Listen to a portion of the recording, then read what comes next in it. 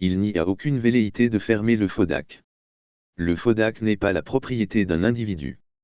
C'est une institution étatique mise en place pour financer les projets culturels et accompagner techniquement les acteurs culturels.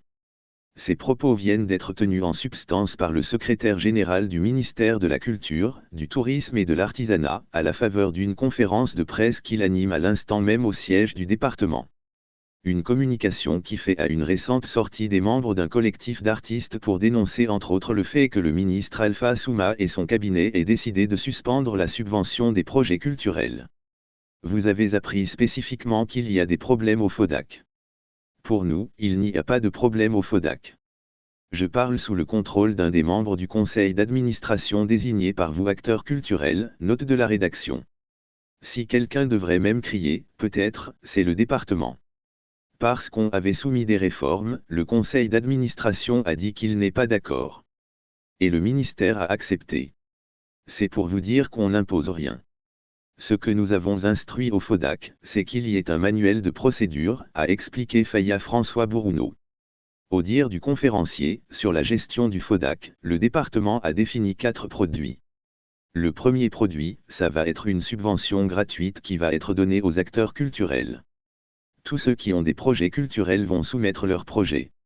L'analyse va être faite. Ils vont être financés sur cette base, a-t-il précisé.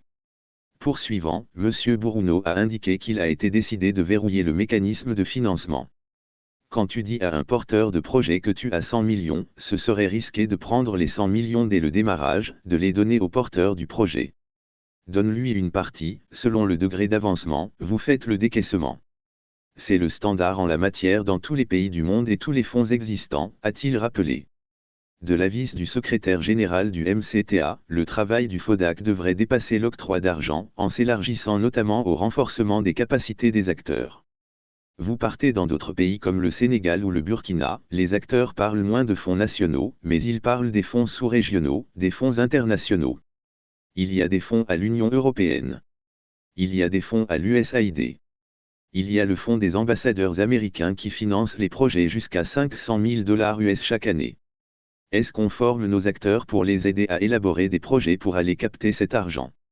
Donc, le travail du FODAC, c'est aussi aider les acteurs à se professionnaliser pour monter des projets bankable et aller chercher des financements au-delà de ce que l'État met à disposition, a enseigné Faya François Bourouneau. Et de conclure avec fermeté, nous ne pouvons pas, dans une dynamique de refondation, laisser que l'argent soit donné aux acteurs de façon dispersée, sans procédure normale, sans garantir la transparence, l'équité et l'égalité des chances. Donc, c'est ce travail qui est en train d'être fait.